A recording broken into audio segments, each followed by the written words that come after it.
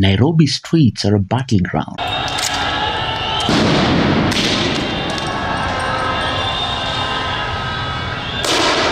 It's June 17, 2025, and protests demanding justice for blogger Albert Ojwang have spiraled into chaos.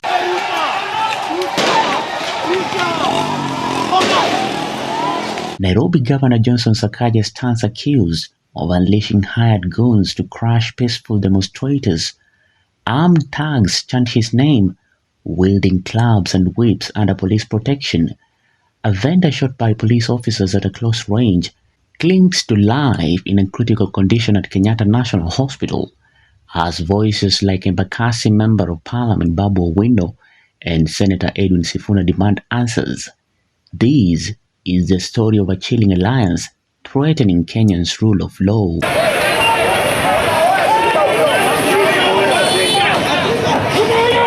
The protest began with chants for justice, but suspicion quickly fell on Nairobi Governor Johnson Sakaja. Days earlier, he vowed to keep demonstrators off Nairobi streets, stating, quote, "This country must be a country under the rule of law.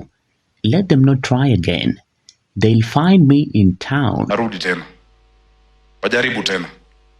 We will protect the city, the capital city. Wasijaribu. Sisi tunakutuma kwamba Nairobi ibaki salama. We will protect the city, the capital city. Wasijaribu. Yani, si wanasema kuna siku wanakuja. Wajaribu kukusa mali ya mtu yoyote. A viral video outside City Hall shows club-wielding men shouting, quote, "Sakaja tumelinda jiji," meaning, "We have defended the city." The footage shared widely on social media captures the goon walking undisturbed past security forces, fueling claims of state-backed interference. This is a dangerous marriage between the security forces and the goons. Oh my goodness. How desperate can we have to become? This is crazy. Yeah. This guy is desperate.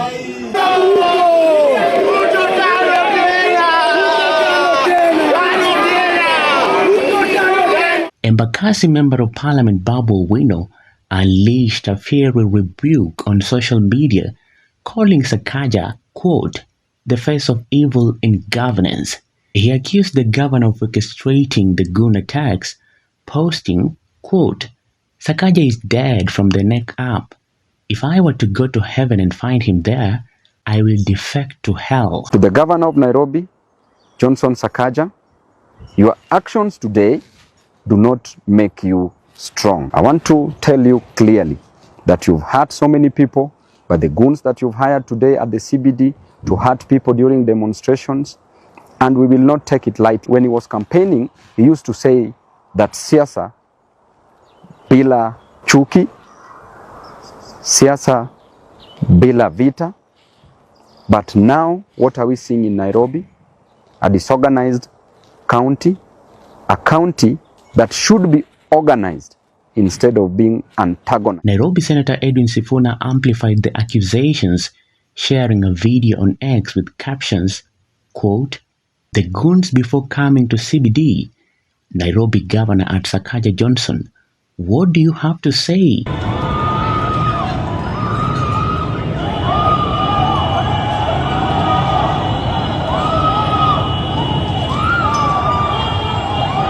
The protest took a sinister turn as police officers and hired thugs joined forces in plain sight.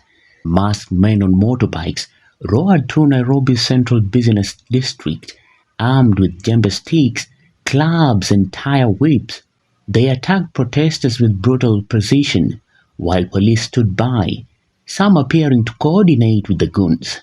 Witnesses described it as a seamless operation, with law enforcement and thugs serving one goal: to halt the demonstrations. The National Police Service, whose slogan is, quote, "serve to all," seemed to delegate its duties to identified gangs.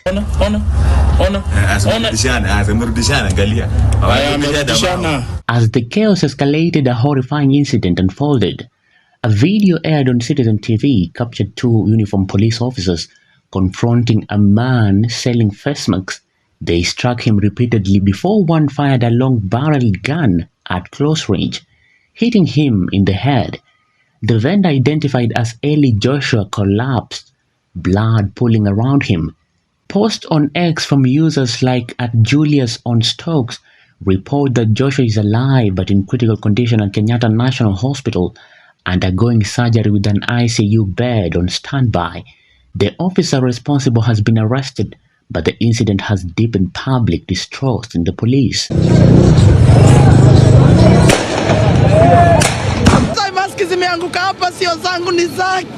Anyone that infiltrate, tuna deal na yeye.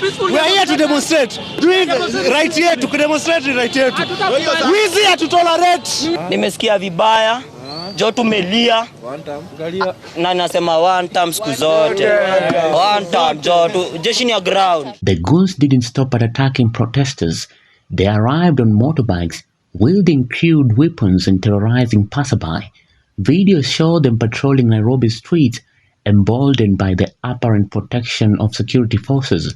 Their actions echoed past protesters in Kakamega, Kericho and Uasin Gishu, where hired civilians stand up with fresh jembe sticks to fight anti-government demonstrators. This time, their brazenness reached new heights, with some chanting pro-Sakaja slogans as they attacked.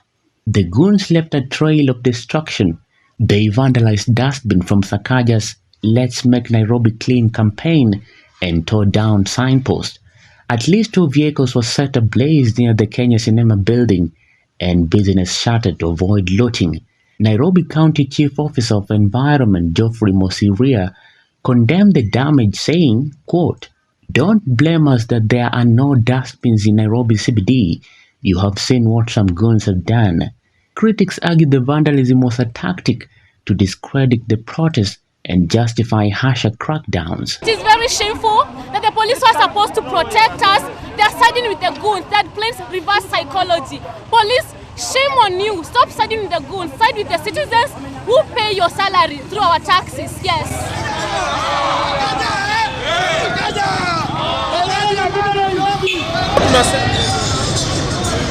Hatutaki watu wanaharibu street, sawa? Hatutaki watu wanaharibu street yetu penye si ushinda, unacheki? Ndio maana sisi tuko pande ya Masanze, tunapeleka wale wasikuje waharibu area yetu. This isn't the first time police and thugs have colluded.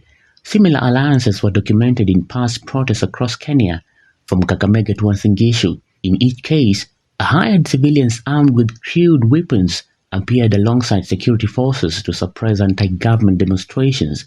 The pattern raises alarming questions about who organizes and funds these gangs, and why no one has been held accountable. The police-thug alliance marks a dangerous turning point for Kenya. The lines between law enforcement and lawlessness have blurred, with goons assuming police roles under official supervision. No arrests have been made among the thugs, and accountability seems unlikely. The protests, sparked by demands for justice for Albert Ojwang and the resignation of Deputy Inspector General Eli Lagat, have exposed a deeper crisis in public order. As Nairobi reels, the question remains, what's next? Will Sakaja address the allegations? Can the police regain public trust? And will protesters return to streets? With Eli Joshua fighting for his life and tensions rising, Kenya stands at a crossroads. The fight for justice continues, but at what cost? Share your thoughts in the comment section. For Maisha TV, I'm William Juma.